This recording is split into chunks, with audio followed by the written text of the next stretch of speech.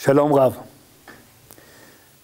ספר ויקרא, שאת לימודו אנחנו פותחים בימים אלה, בתודעת הלומדים עוסק כולו בקורבנות. אלא שאין הדבר נכון. 7 פרקים ראשונים אכן עוסקים בקורבנות, כרבע מן הספר, אבל שארית הספר עוסקת בנושאים אחרים לגמרי.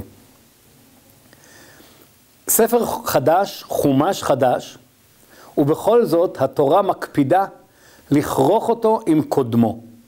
הפסוק הראשון בחומש ויקרא מלמד שזה המשך של הסיפור הקודם. ויקרא אל משה, ולא כתוב מי הוא הקורא. הדברים נסמכים על מה שידוע לנו מסוף החומש הקודם. זו דרך שבה התורה אומרת, אמנם ספר שמות הסתיים, אבל בעצם לא הסתיים. במה נבדל ספר ויקרא מקודמו ספר שמות? מה הצדיק פתיחתו של חומש חדש? ספר שמות מסתיים בהשראת השכינה בקרב בני ישראל. וישכון הענן, וכבוד השם מלא את המשכן.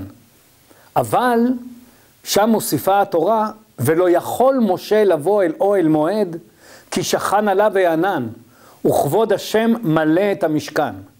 ספר שמות מסיים בהשראת השכינה בארץ, אבל משה עומד מחוץ למשכן ולא יכול להיכנס. ולא יכול משה לבוא אל אוהל מועד כי שכן עליו הענן.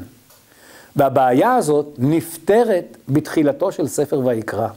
לא יכול משה, נכון, אבל ויקרא אל משה, אפילו לא כתוב מי, כי זה ברור. ויקרא אל משה, וידבר השם אליו מאוהל מועד לאמור.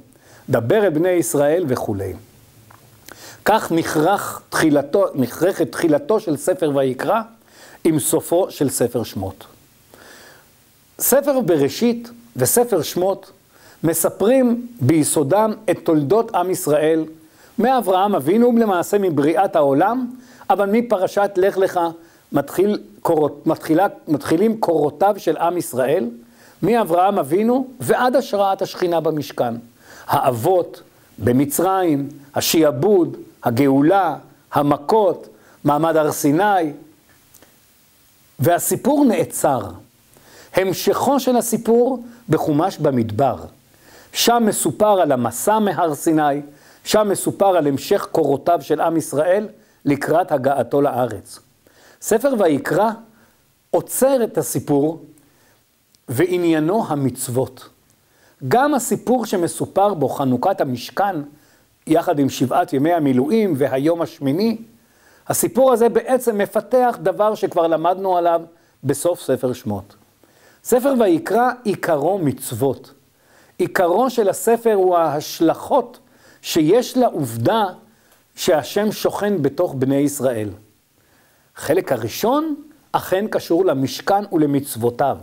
הן בצד המעשי בקורבנות ודרכי הקרבתם, והן בטומאה שמפניה יש להישמר במשכן.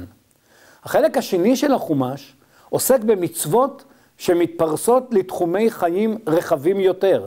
מועדים, זמנים, שמיטה, יובל, עריות, קדושה, כל פרשת קדושים ומצוותיה.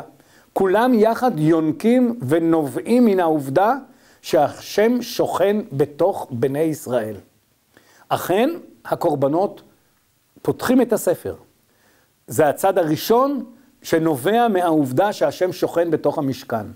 ולאחר מכן אנחנו עוזבים את המשכן ומתארים מעגלים רחבים יותר של השפעה שיש להשראת השכינה על מחנה ישראל, בדברים שהם חייבים לעשות ובדברים שאסור לעשות בתוקף העובדה שהשם שוכן בתוכם.